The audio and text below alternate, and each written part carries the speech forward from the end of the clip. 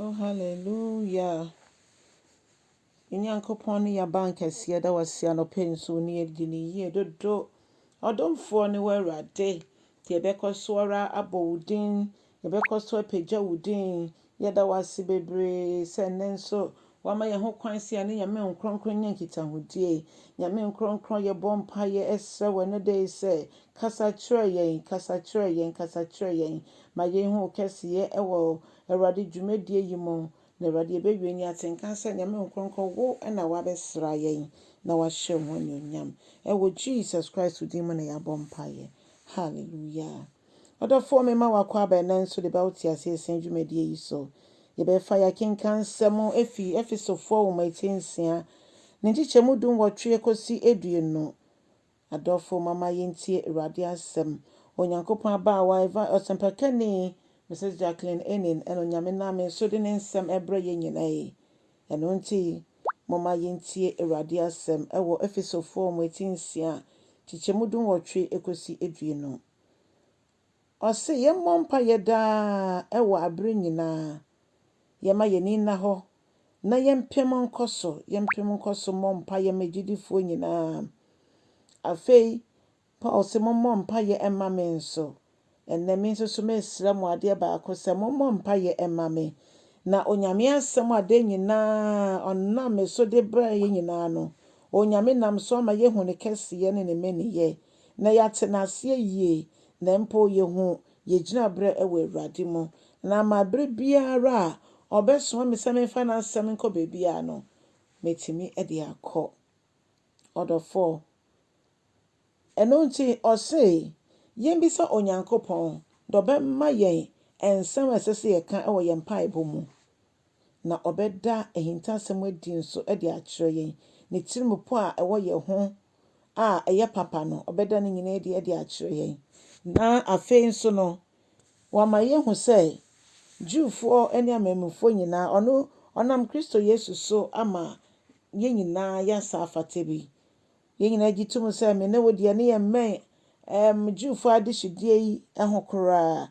Nanso Yesu Kristo ne dom ne n'ahummɔborɔ nsa da nti wɔyi yɛn atwe yɛn afi akyirikyiri no ho a ɛde yɛn abɛboa no ɛwɔ Yesu Kristo din mu.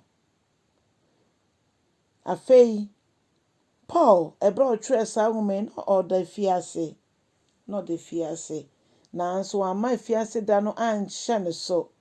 Ofini mu adeɛ nyinaa ka Nyame asɛm.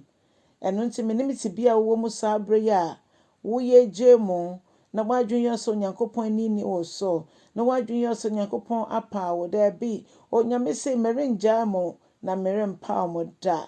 Ɛno nti Nyame deɛ n'asɛm ɛyɛ yes na yɛ amen. Ɛyɛ yiw na yɛ amen. Ɛno nti no Onyankopɔn ntwa atwerɛ ɛwɔ kwan biara so. Adɔfo nom, momma yɛmfa yɛn ho nyinaa nto Asafo Awurade so. Afei ne ɛtɔ so 20 no ɔse meda mpokyerɛ mu deɛ nanso migu so ɛka asɛmpa no sɛ Onyankopɔn anim sini.